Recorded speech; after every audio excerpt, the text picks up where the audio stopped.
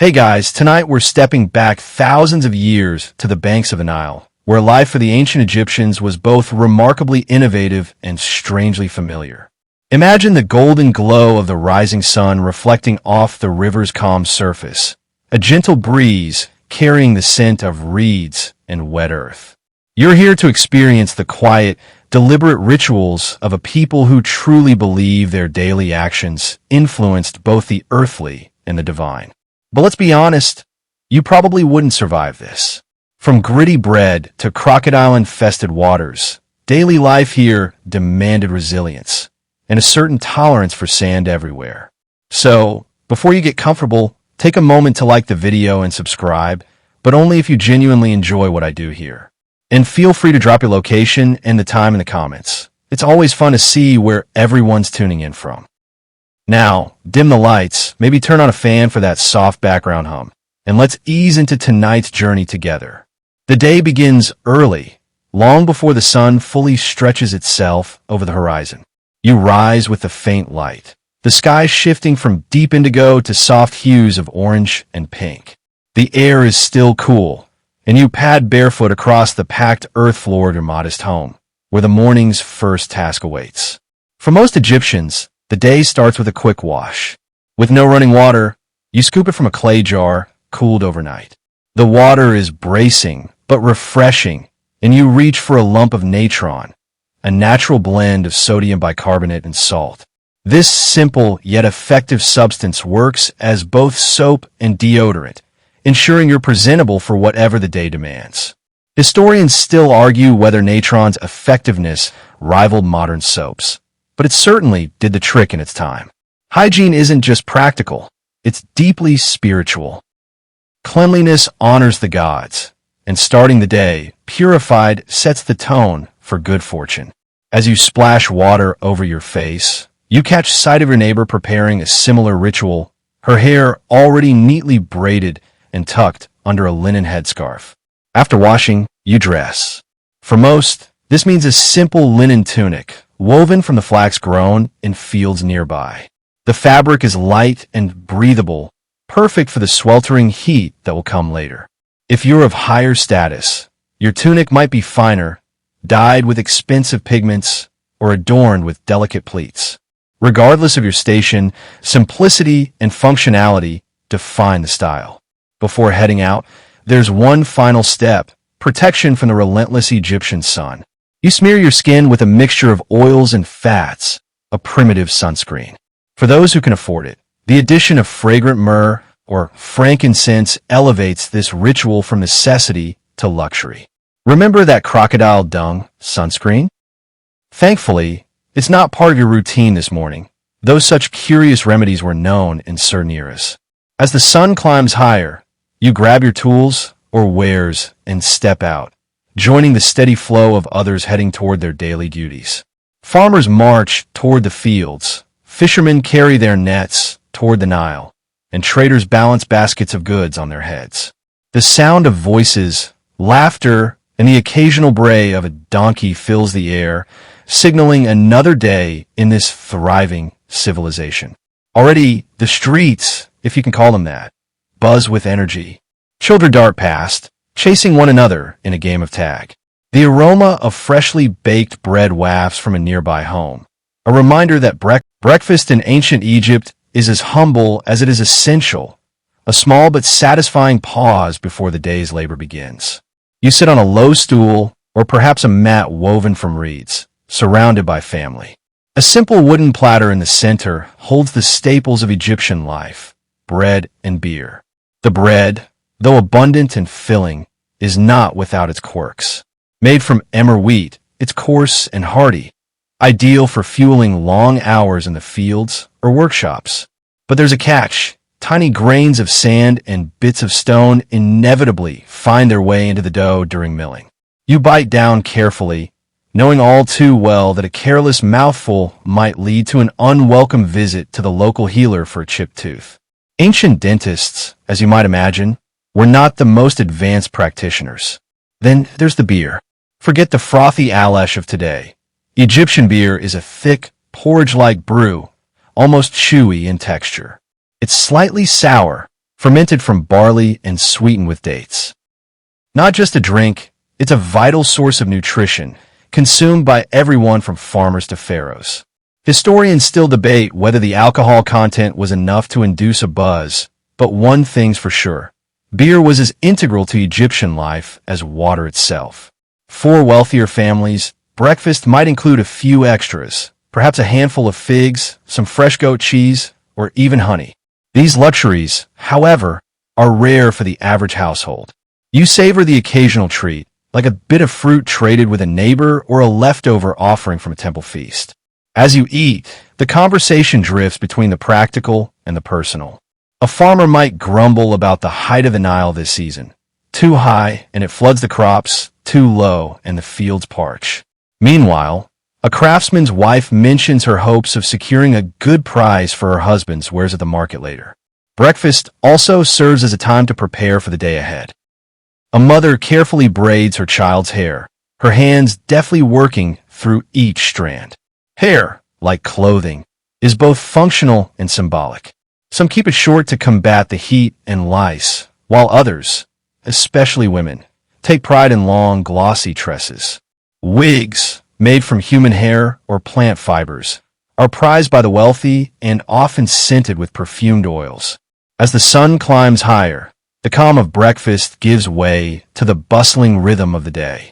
You finish your meal, brushing crumbs from your lap, and rinse your hands in a small basin. The beer jug is emptied, and the wooden platter is set aside for the next meal. Outside, the streets are fully awake now. Farmers are already in the fields, their hoes striking the earth in a rhythmic cadence. Traders call out their wares in the marketplace, voices overlapping in a chaotic symphony.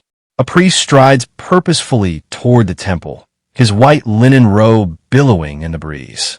For you, breakfast was more than sustenance. It was a moment to connect, to laugh, and to plan.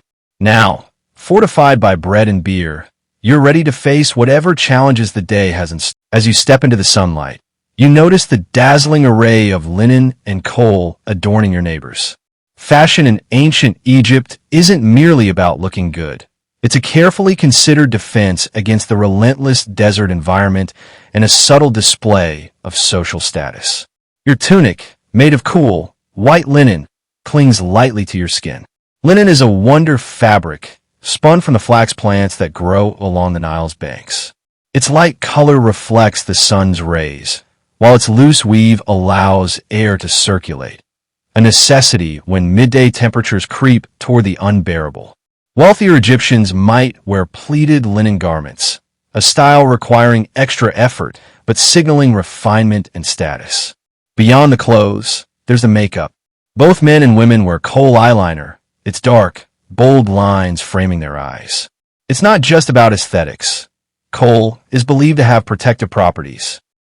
It shields your eyes from the sun's glare and, perhaps more importantly, wards off malevolent spirits. You dip a wooden applicator into a tiny pot of powder galena and sweep it across your lids with practiced precision. Historians still argue whether the lead content in kohl had medicinal benefits or risks, but to you, it's an essential part of daily life. Perfumes and oils also play a critical role in combating the arid climate. A small clay jar in your home holds a fragrant mix of myrrh, frankincense, and other resins. A dab of this luxurious ointment on your wrists or neck not only masks the earthy scent of daily toil, but also signals cleanliness, a virtue as much spiritual as physical. Hair care is no less meticulous. Most people keep their hair short for practicality, but wigs are a popular accessory for both sexes. Wigs crafted from human hair, sometimes braided or styled with beeswax, are the height of sophistication. On special occasions, you might adorn your wig with flowers or scent it with perfumed cones of fat that melt gently in the sun, releasing their fragrance. Jewelry is yet another layer of adornment. Even the simplest farmer might wear a beaded necklace or a protective amulet carved with the image of a deity. For those with means, gold cuffs, anklets, and intricate pendants glint in the sunlight, their artistry a testament to the skill of Egyptian craftsmen. These pieces aren't just decorative. They serve as talismans, believed to invoke divine blessings or ward off danger. As you walk to your destination, you pass others similarly adorned.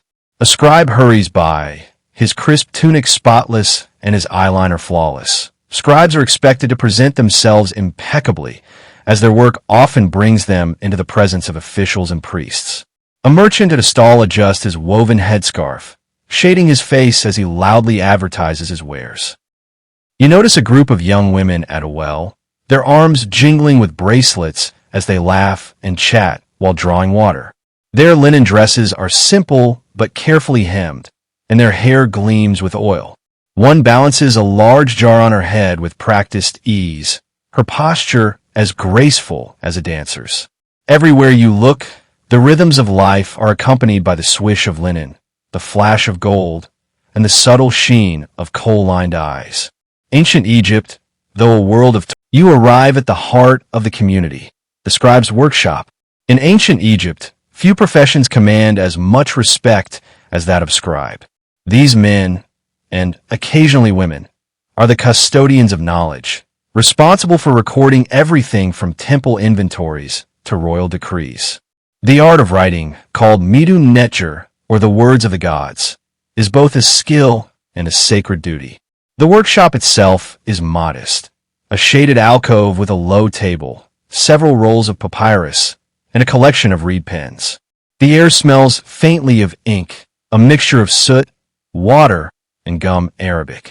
You crouch beside a scribe who is intently copying hieroglyphs onto a fresh scroll.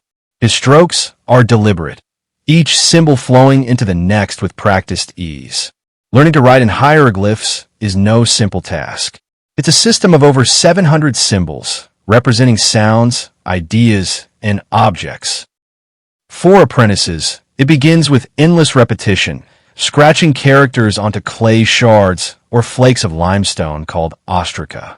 You watch as a young apprentice grimaces, struggling to perfect the curves of a simple ink symbol, the hieroglyph for life. His instructor nods approvingly but offers no praise. Perfection is expected. The scribe's work is varied and demanding. Today, a temple priest has requested an updated inventory of offerings, grain, cattle, and incense gifted to the gods. Tomorrow, the same scribe might draft legal contracts, correspondence for officials, or even royal edicts. There's also an artistic side to their craft. Some scrolls are decorated with colorful illustrations, painstakingly painted with brushes made from animal hair. These vibrant depictions bring to life scenes of daily activities, mythical stories, or rituals. One scribe, reclining near the back of the workshop, carefully colors a depiction of a hawk-headed Horus, the god of the sky. But it's not all ink and papyrus. Scribes are also responsible for preserving the wisdom of the past. A well-worn scroll at the edge of the room contains excerpts from the Instructions of Ptahhotep, a collection of moral teachings. One passage advises, "Be patient with those who disagree with you, for anger only hardens the heart." A timeless sentiment, you think, even in this ancient world. As you linger, you notice the physical toll the work takes. The scribe seated before you shifts uncomfortably, his back stiff from hours of bending over his work. Writing may be an esteemed profession, but it's no less grueling than farming or crafting. Still, the rewards are worth it. Scribes are among the few who enjoy upward mobility in Egyptian society. They are exempt from manual labor and receive a steady income, along with the respect of their peers. Historians still debate the accessibility of this elite profession. Was literacy confined to a privileged few, or did the ranks of scribes include talented individuals from lower classes? Regardless, becoming a scribe requires years of dedication, starting in childhood.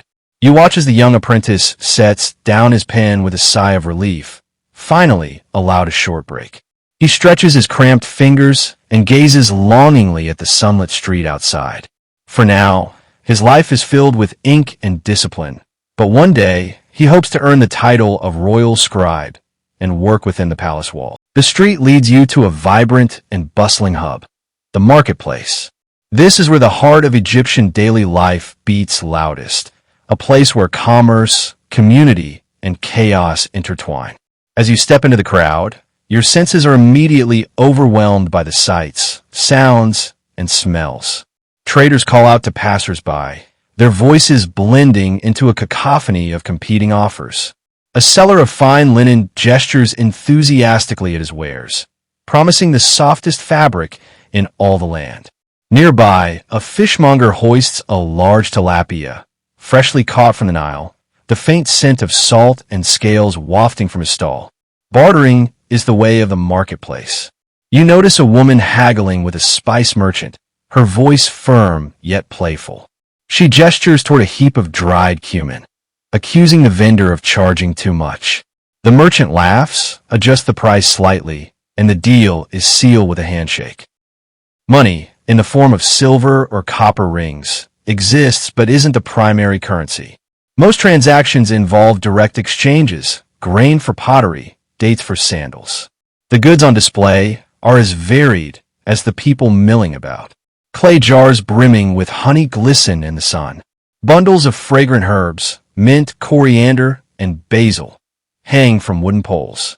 You spot a vendor selling amulets carved in the shapes of scarabs and ankhs, their surfaces smooth and cool to the touch. These small trinkets are not just decorative. They carry deep spiritual significance, believed to protect the wearer or bring good fortune. Children dart between stalls, their laughter punctuating the hum of activity. One boy clutches a toy made from scraps of wood and string, a simple creation, but one that brings him immense joy. Another child lingers near a confectioner's stand, eyes wide as she watches him shape sweet treats from figs and honey. At the edge of the market, a musician plays a haunting tune on a reed flute, his melodies weaving through the chatter. A small crowd gathers, swaying gently to the rhythm. Music, like most aspects of Egyptian life, serves both practical and spiritual purposes. It entertains, yes, but it also connects the living to the divine. Not all the exchanges in the market are so serene. A man angrily disputes the quality of a clay jar he purchased the previous week, claiming it cracked far too easily. The potter, visibly annoyed, points out that the jar wasn't meant for heavy use. The argument draws a small audience, but eventually, the crowd disperses as the men reach a grudging compromise. Amid the organized chaos, you notice how the market reflects the rhythms of the Nile. Its ebb and flow dictate what's available. When the river is high, the market overflows with fish, fresh fruits, and green vegetables. During leaner seasons, the offerings are more modest. Dried fish, preserved figs, and hearty grains. Historians still debate whether these marketplaces were centralized or scattered throughout villages and towns. What's clear, however, is their importance. More than a place to buy and sell, the market is a social hub where neighbors exchange news, gossip, and laughter. As the sun climbs higher, the activity begins to slow. Shoppers retreat to shaded courtyards, their baskets full of the day's provisions. Vendors pack up their wares. Leaving the bustling market behind, you make your way toward the riverbanks, where the Nile flows steadily, the lifeblood of ancient Egypt. The river isn't just a body of water. It's the heartbeat of civilization, dictating everything from agriculture to transportation to religion. Farmers work along the fertile strip of land known as the black soil, a stark contrast to the red soil of the barren desert beyond. The annual inundation of the Nile, or Ake, is both a blessing and a challenge. When the river swells, it deposits nutrient-rich silt onto the fields, preparing them for the next planting season. Historians still debate how precise the ancient methods for predicting the flood were, but it's clear that its arrival was eagerly awaited, and sometimes feared if the levels were too high or too low. You see a group of laborers bent over their fields, planting emmer wheat and barley. Their hands are calloused, their movements efficient. They use wooden plows, drawn by oxen, to break the earth, while others follow behind, scattering seeds. A farmer pauses to wipe the sweat from his brow and glance skyward, his weathered face a picture of both hope and resignation. Nearby, a family tends to their small vegetable patch, cultivating onions, leeks, and lettuce. A child carries water from the river in a clay pot, careful not to spill a drop. The rhythm of their work is accompanied by the occasional song, a way to pass the time and keep spirits high. The river itself is a bustling highway. Boats of all sizes glide across its surface, from simple reed skiffs to grand vessels carrying goods and passengers. You watch as a merchant's boat passes, its hull laden with amphorae of wine, jars of oil, and baskets of dried fish. Sailors adjust the large, square sail, taking advantage of the northerly wind to move upstream.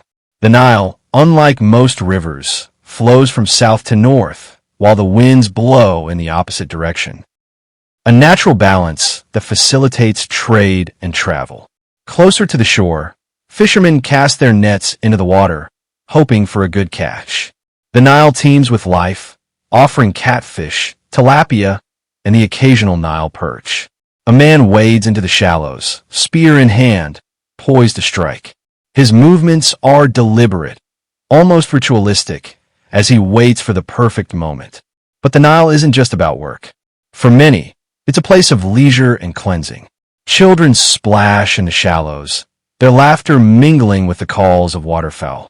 Women gather at the banks to wash clothes, rhythmically pounding fabric against smooth stones. The sunlight glints off the water, casting a golden glow over the scene. Of course, the river is not without its dangers. You notice a crocodile basking on the opposite bank, its massive jaws agape. These formidable creatures are both feared and revered, associated with Sobuk, the crocodile god. Sobuk is believed to offer protection, particularly in matters of fertility and strength. Still, no one is eager to test his divine favor by venturing too close.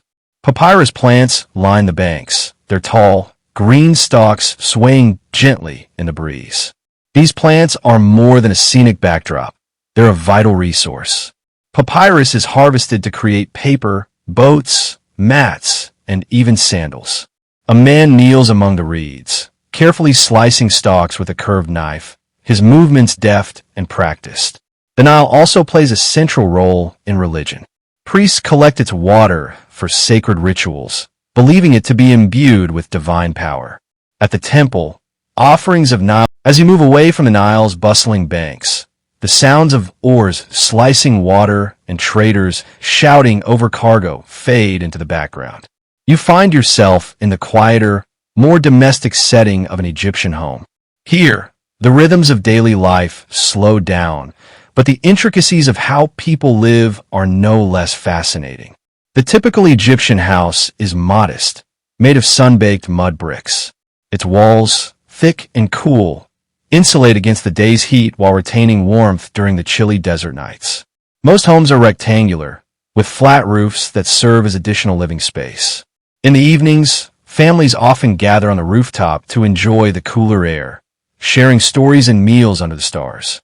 Inside, the rooms are sparsely furnished but practical.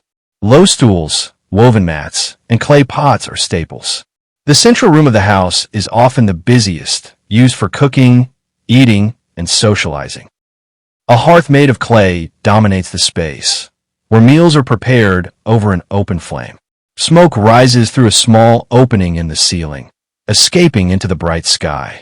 Food preparation is a constant task, as there's no refrigeration. Bread and beer are the cornerstones of the Egyptian diet, with women playing a vital role in making both.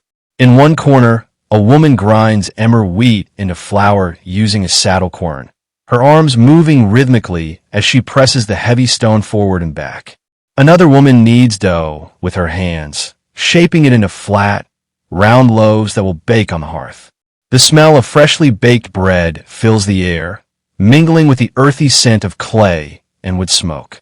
Beer making is equally labor-intensive. Barley is soaked, sprouted, dried, and then crushed into a mash. The mixture is left to ferment, resulting in a cloudy but nourishing drink.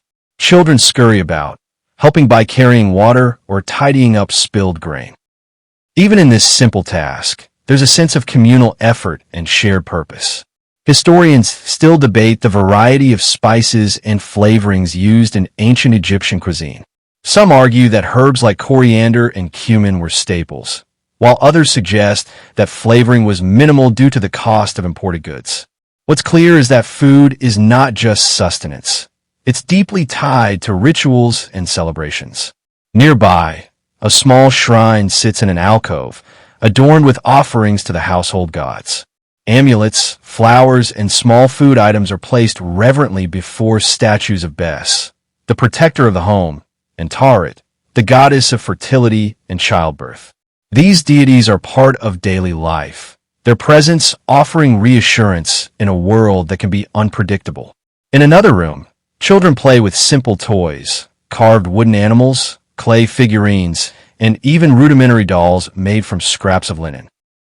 Their laughter echoes through the house as a mother works on weaving fabric at a loom. The loom leans against the wall, its wooden frame strung with threads that she methodically pulls and ties.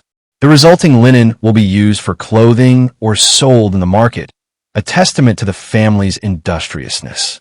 At the back of the house, a small courtyard opens to the sky, providing a space for animals like chickens or goats. A fig tree grows in one corner, offering shade and fruit. The courtyard doubles as a workspace, where pots are fired and tools are repaired. Even as evening approaches, the house is alive with activity. A man returns from the fields, his face lined with exhaustion but softened by a smile as he greets his family. Dinner is served, a simple meal of bread, lentils, and perhaps a small portion of fish. The family eats together. Their conversations blend. The hum of village life gives way to the quiet solemnity of a nearby temple. In ancient Egypt, temples are not just places of worship. They're centers of economic, political, and cultural life. As you approach the towering gates, flanked by massive statues of gods and kings, you can't help but feel dwarfed by their grandeur. The temple walls are adorned with intricate carvings and brightly painted reliefs, depicting scenes of divine interaction and royal victories. Every inch tells a story, a blend of history, myth, and cosmic order. The hieroglyphs are more than decorative.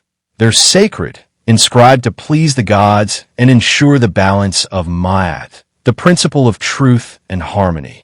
Inside, the air is cooler, heavy with the scent of incense.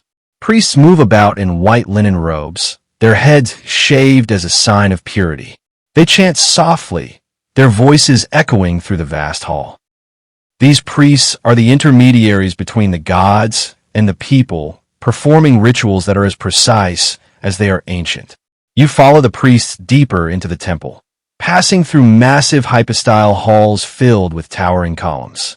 Each column is carved and painted, its design meant to mimic the papyrus and lotus plants that grow along the Nile. These are sacred spaces where only the initiated may tread.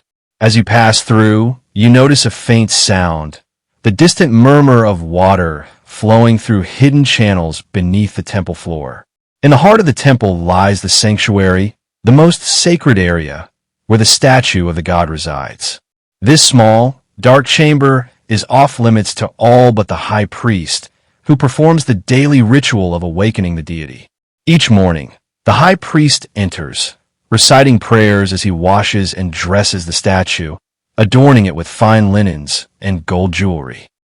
Offerings of food, drink, and incense are placed before the god, a gesture of reverence and gratitude. Historians still debate the full extent of the temple's role in the economy. Some argue that it functioned as a large-scale administrative center, managing vast tracts of farmland and employing countless workers. Others suggest it was primarily a religious institution, though even this interpretation acknowledges its influence over nearly every aspect of Egyptian life. As you explore, you notice a small group of artisans working on a new relief near the temple's entrance. One carves deep grooves into the stone, while another applies vibrant pigments made from crushed minerals. Their work is meticulous, a labor of devotion as much as skill. Temples also serve as centers of education. In a side room, young boys sit cross-legged on the floor, listening intently to a priest teaching them the art of hieroglyphs. They recite passages from ancient texts, their voices overlapping in a steady rhythm. Some will go on to become scribes, their skills in high demand throughout the kingdom. But temples are not solely for the elite. Ordinary Egyptians come to these sacred spaces to pray, make offerings, and seek guidance. You see a woman lighting a small oil lamp before a statue of Hathor, the goddess of love and motherhood. Her whispered prayers are private, but her expression is one of deep faith. The temple also serves as a place of healing. In another chamber, a priest-physician prepares a poultice for an ailing farmer. Using herbs like myrrh and honey, he creates a remedy said to have been gifted by the gods themselves. Healing rituals often include chants and incantations, reinforcing the connection between medicine and the divine. As you exit, emerging from the solemnity of the temple, you find yourself back in the village streets, where evening rituals of a different kind unfold. Daily life slows as the sun dips below the horizon, and people turn their attention to more social pursuits. The atmosphere is warm and lively, a stark contrast to the structured reverence of the temple. Communal spaces are the heart of village life. You pass a courtyard where a group of men sits cross-legged, playing a game of Senet. The game board is simple but elegantly crafted, with black and white squares and small carved pieces that the players move with great focus. Senet is more than just entertainment. It's a link to the afterlife, with the game often depicted in tomb paintings as a journey through the underworld. Nearby, women gather to weave baskets, their hands deftly twisting strips of papyrus and palm leaves. The soft murmur of their conversation fills the air as they exchange news, gossip, and laughter. Children dart between the adults, chasing each other and playing with rudimentary toys made of clay and sticks. The sense of community is palpable, a reminder that life here is deeply interconnected. Food is central to these evening gatherings. A family shares a meal of lentil stew, served with flatbread and flavored with garlic and onions. The meal is simple but nourishing, a testament to the resourcefulness of the people. A jar of beer sits at the center of the group, its cloudy liquid poured into small cups and passed around. This communal act of eating and drinking is as much about connection as sustenance. Entertainment takes many forms. In one corner of the village, a storyteller captivates an audience with tales of gods, pharaohs, and mythical creatures. His voice rises and falls dramatically, drawing listeners into the narrative. His stories aren't just for amusement. They're a way of preserving history and passing down cultural values. You notice the faint sound of music in the distance. A small band has gathered, playing instruments that range from the lyre to the sistrum, a kind of rattle used in religious and secular contexts. The music is rhythmic and hypnotic, a soundtrack to the activities unfolding around it. A few people dance, their movements fluid and joyful, while others clap along, their faces lit with smiles. Even the animals play a role in this evening tableau.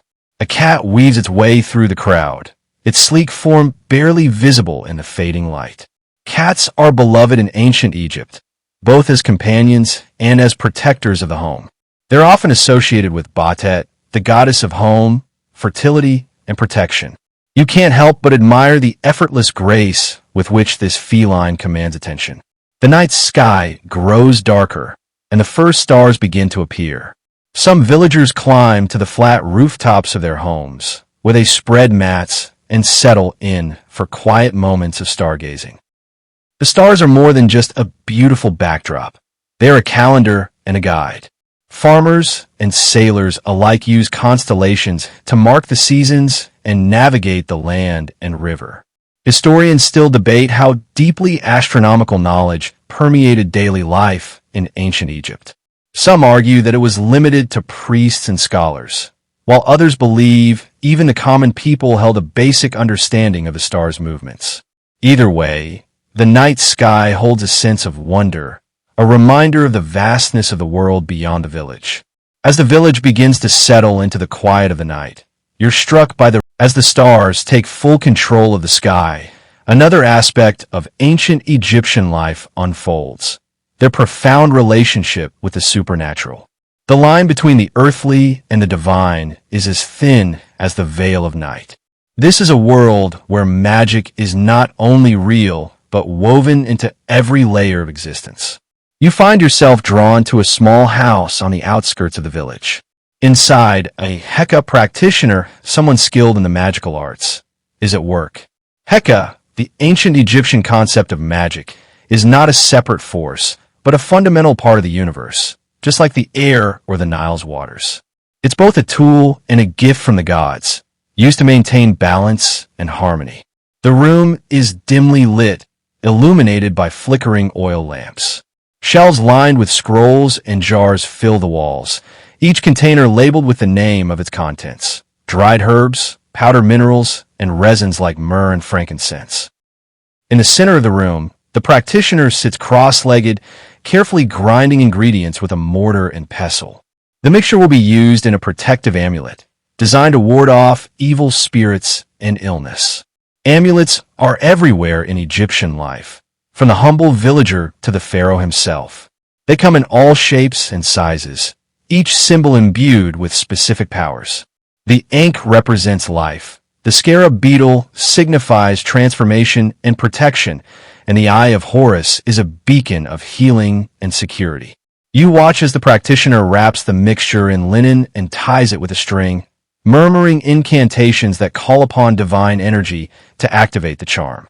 Historians still debate the extent to which magic was accessible to the average person. Was it a skill reserved for specialists, or did every household have its own magical practices? Regardless, the belief in Heka is universal, transcending class and occupation. In another corner of the room, a woman consults with the practitioner about a troubling dream. Dreams are seen as messages from the divine, and interpreting them is both an art and a science. The practitioner listens carefully, asking questions and consulting a worn scroll filled with symbols and their meanings. After some deliberation, they recommend a ritual involving offerings to Thoth, the god of wisdom and writing, who is said to guide the dreamer toward clarity. Magic isn't just about protection or healing. It's deeply intertwined with daily routines. Farmers use spells to ensure good harvests, fishermen to guarantee a bountiful catch, and mothers to safeguard their children. Even mundane tasks like brewing beer or weaving cloth may involve a whispered chant or a silent prayer, reinforcing the idea that magic flows through every action. You recall Sobuk, the crocodile god, whose presence you felt by the Nile earlier.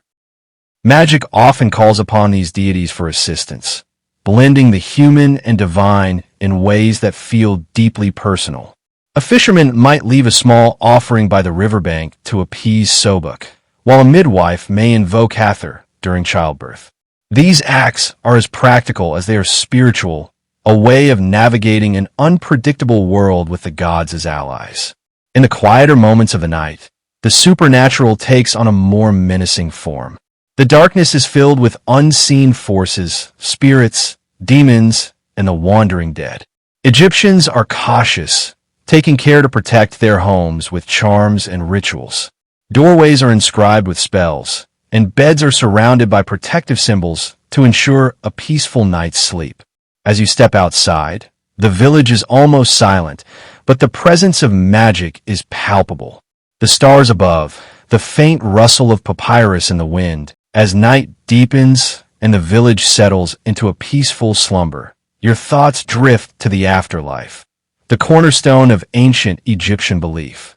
To the Egyptians, death is not an end, but a transition to a new stage of existence, one that requires careful preparation and adherence to sacred rituals. It's a journey fraught with challenges, but also one filled with hope for eternal life. The afterlife begins with the journey of the soul, or Ka, leaving the body at the moment of death. But the Ka cannot survive without a proper burial. This is why mummification is so central to Egyptian culture. It ensures the preservation of the body as a vessel for the soul. Without it, the Ka would wither, unable to partake in the joys of the afterlife. You find yourself in the workshop of a group of embalmers who are preparing the body of a recently deceased villager. The space is orderly and serene, with tools neatly arranged on stone tables. The embalmers work with precision and reverence, guided by rituals that have been passed down through generations. The process begins with the removal of internal organs, which are carefully embalmed and stored in canopic jars. Each jar is topped with a carved lid representing one of the four sons of Horus, guardians of the stomach, intestines, lungs, and liver.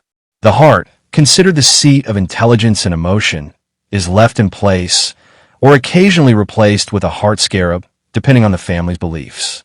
The brain, curiously, is removed through the nose and discarded, as it's deemed unnecessary for the afterlife. Once the body is emptied, it's packed with natron, a natural salt that draws out moisture and prevents decay. For weeks, the body lies in this desiccating state, gradually transforming into a preserved form. The embalmers then wrap it in layers of fine linen, each bandage accompanied by prayers and protective spells. Small amulets are tucked between the layers, ensuring the deceased is shielded from harm during their journey. Historians still debate the accessibility of mummification for the average Egyptian. While the process is often associated with royalty and the elite, simpler and less expensive methods were likely available for common people. Regardless of status, the goal is the same: to prepare the body and soul for the trials of the afterlife. Once the mummification is complete, the body is placed in a wooden coffin, often decorated with painted images and inscriptions. These texts, known as the Book of the Dead, are a guide to navigating the perils of the afterlife. They include spells for warding off dangerous creatures, instructions for passing judgment, and prayers for a successful rebirth. The journey to the afterlife involves passing through a series of gates and encountering gods, demons, and guardians. Each challenge requires the deceased to recite the correct spell or make the right offering. The ultimate test comes in the Hall of Ma'at, where the heart of the deceased is weighed against a feather, the symbol of truth and justice. You imagine yourself in that hall, standing before Osiris, the god of the underworld. Around you, deities and spirits watch as Anubis places your heart on one side of the scales and the feather on the other. If the scales balance, you are deemed worthy and granted access to the field of reeds, a paradise resembling the fertile lands of the Nile. If not, your soul is devoured by Ammit, a fearsome creature part lion, crocodile, and hippopotamus. Despite these challenges, the afterlife is a hopeful prospect for most Egyptians. It's a place where they can reunite with loved ones, enjoy endless feasts, and continue the work they found fulfilling in life. The field of reeds is not an abstract heaven. It's a mirror of the earthly world, perfected and eternal. As you leave the embalmer's workshop, the air feels heavy with both mystery and awe. The preparation for the afterlife, with thoughts of the afterlife lingering in your mind, you shift your attention to the living and their connection to the natural world. For the ancient Egyptians, the environment is not merely a backdrop, but a vital partner in daily life.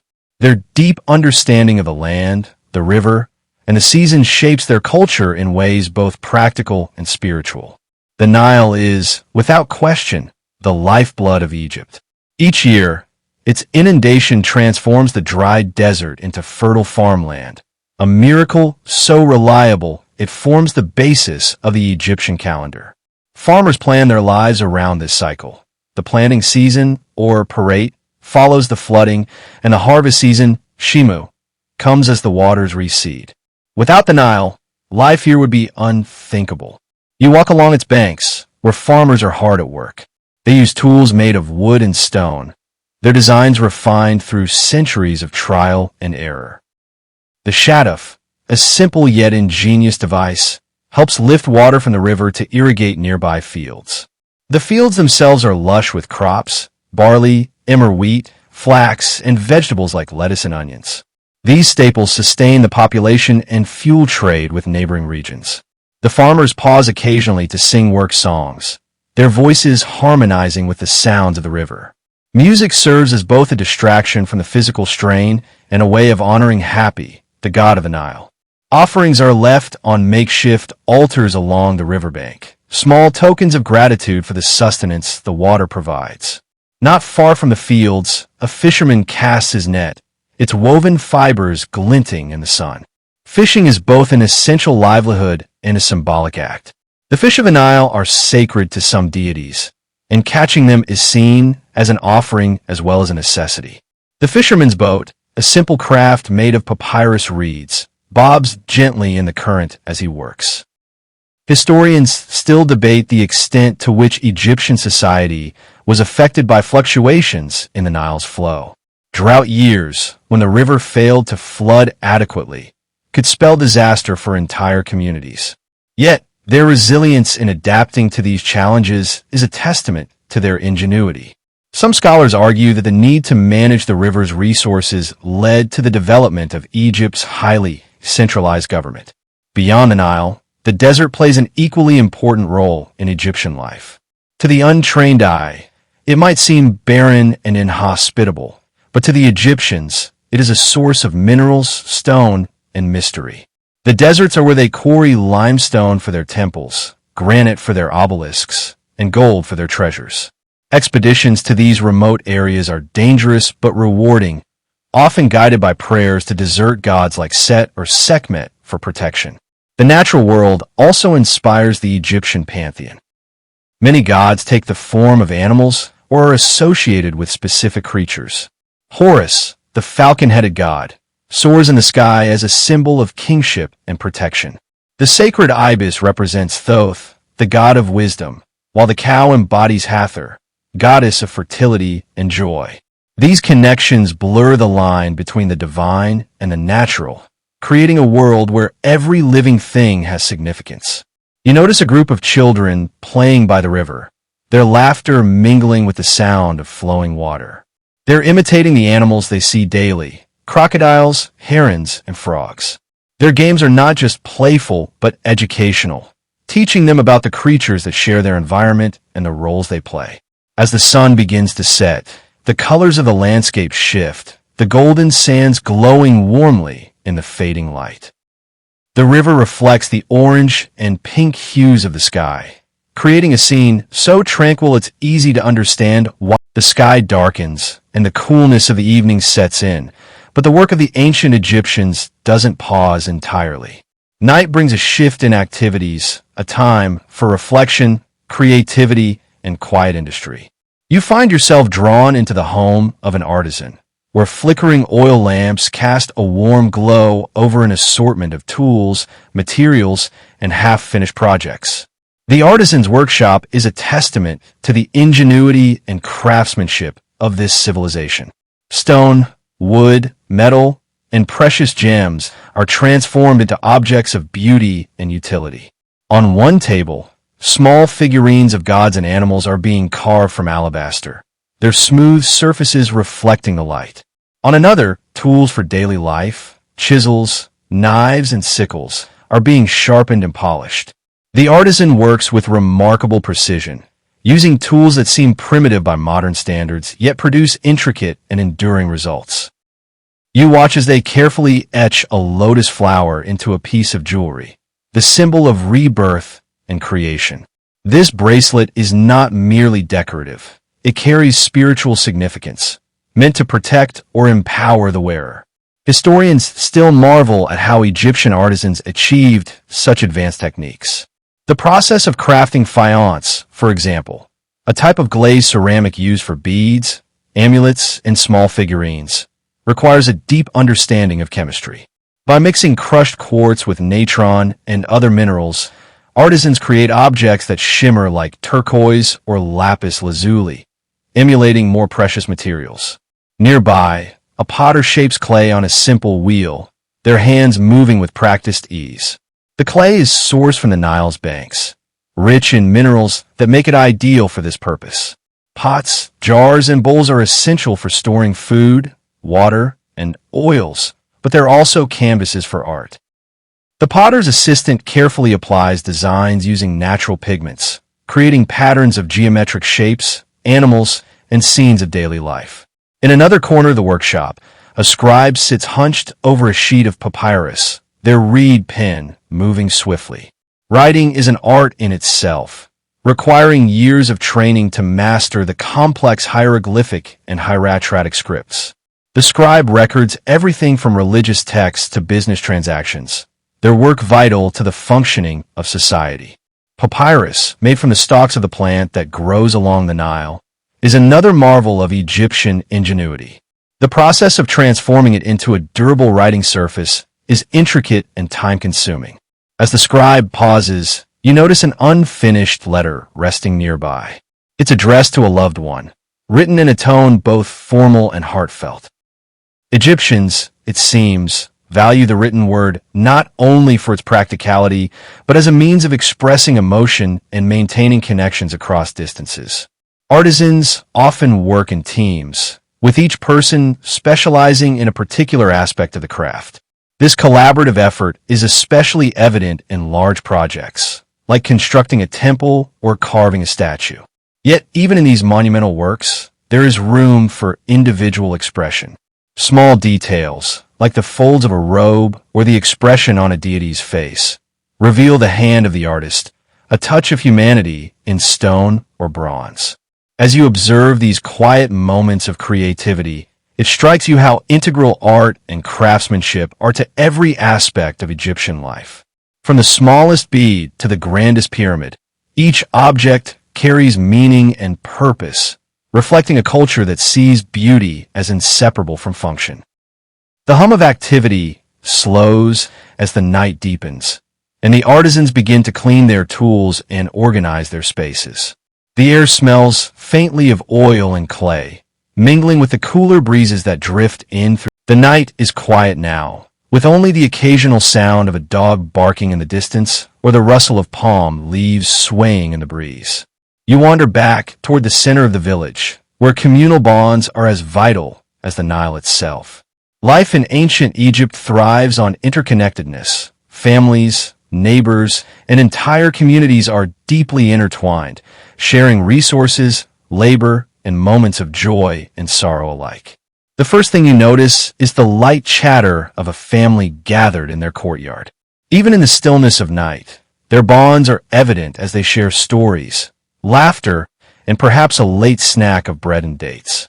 Egyptian families are multi-generational, often living together in adobe houses that are simple but functional.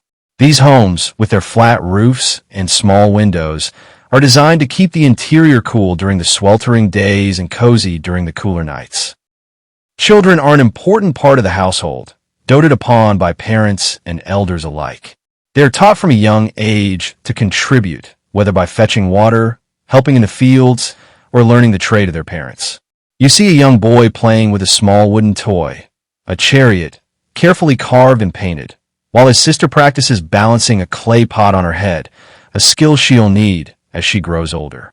Food, as always, plays a central role in these gatherings. Tonight, the family enjoys a simple meal of flatbread, lentils, and roasted vegetables, flavored with herbs grown in their small garden. Meat is a rarity for most Egyptians, reserved for special occasions, but fish from the Nile is a common and welcome addition to their diet. Beer, brewed from barley, is the drink of choice, its slightly sour taste a comforting accompaniment to the meal. Festivals and communal celebrations punctuate the rhythms of daily life, drawing people together to honor the gods, mark the changing seasons, or simply revel in the joy of being alive. These events are lively affairs, filled with music, dance, and feasting. You imagine the village square bustling with activity, the air filled with the sound of tambourines and lyres, and the tantalizing aroma of roasted goose and honey pastries. Even outside of these celebrations, the village operates as a collective. Neighbors help one another repair roofs, harvest crops, or care for children. Disputes are resolved through the local council, often with the help of elders who carry the wisdom of experience. There's a sense of shared responsibility that permeates every aspect of life, a recognition that survival depends on cooperation. Historians often debate the exact structure of Egyptian society at the village level. Was it strictly hierarchical, with wealth and power concentrated in a few hands, or did communities operate more collaboratively? Evidence suggests a mix of both, with a degree of local autonomy that allowed villages to function efficiently while still contributing to the larger state. The spiritual dimension of community life is equally significant. Every village has its own patron deity, whose small shrine or temple serves as a focal point for worship. These gods and goddesses are seen as protectors of the land and people, and their favor is sought through offerings and prayers. During festivals, villagers come together to honor these deities, their collective voices rising in chants and songs that echo into the night. As you linger in the quiet village square, the stars above seem to mirror the interconnected lives below. Each light in the sky is a part of a greater whole, just as each villager contributes to the fabric of their community. The balance between individuality, the stars overhead now shine brilliantly, uninterrupted by clouds or modern light. You find yourself marveling at how the ancient Egyptians understood and revered the night sky. For them, the heavens were not just a celestial map, but a sacred realm, filled with gods, myths, and signs that guided their lives and connected them to eternity. You imagine yourself lying on the cool sands near the Nile, gazing upward as the vast expanse of stars unfolds. The Milky Way, known to the Egyptians as the Celestial River, mirrors the Nile below, a cosmic reflection of the land they cherish. To the Egyptians, this river of stars is the pathway to the afterlife, where the souls of the righteous sail in eternity. The constellations take on forms you recognize and others you don't. Orion, for example, represents Osiris, the god of the dead and rebirth, his celestial form watching over the land. Nearby, Sirius, the dog star, blinks brightly, a beacon of renewal and fertility. Its heliacal rising, when it first becomes visible in the dawn sky after a period of absence, marks the beginning of the Nile's inundation. This moment is celebrated with great anticipation, as it signals the renewal of life itself. Priests and astronomers are the keepers of this celestial knowledge. Working from temple observatories, they study the movements of the stars and planets, using them to predict events and guide rituals. Their understanding of the heavens is so precise that it forms the foundation of Egypt's calendar, which divides the year into 3 seasons: Ake, the flood; Perate, the growing season; and Shimu, the harvest. Historians still debate the full extent of the Egyptians' astronomical knowledge. Did they understand the planets as distinct entities, or were they seen purely as manifestations of divine will? Some scholars argue that their detailed star charts suggest a sophisticated grasp of the cosmos, while others see their observations as more symbolic than scientific. Even the pyramids are aligned with the stars. The Great Pyramid of Giza, for instance, is precisely oriented to the cardinal points and features shafts that point to key celestial markers, such as the constellation of Orion and the North Star. These alignments are not accidental. They reflect a deep belief that the pharaoh's soul must ascend to the heavens and join the gods. You picture yourself alongside a priest, tracing patterns in the sky with a slender staff. He points out the decans, small groups of stars used to measure time during the night. This system is so advanced that it allows for the division of the night into 12 equal parts, laying the groundwork for the concept of a 24-hour day. The spiritual significance of the stars permeates every aspect of Egyptian life. The goddess Nut, often depicted as a star-covered woman arching over the earth, embodies the sky itself. Each evening, she swallows the sun, only to give birth to it again at dawn. This eternal cycle of death and rebirth mirrors the Egyptian view of a universe as a place of balance and continuity. The night grows even quieter, the world around you settling into deep slumber. The rhythmic croak of frogs and the occasional splash of fish in the river provide a soothing soundtrack. You can almost hear the whisper of ancient prayers carried on the breeze. Chants to Are, to Osiris, to Hathor, expressing gratitude and hope. Lying beneath the stars, you can't help but feel a sense of connection to these ancient people. Their lives so rooted in harmony with the land and sky, resonate across millennia. Their understanding of the cosmos, their reverence for its mysteries, and their ability to find meaning in its vastness offer a lesson in humility and wonder.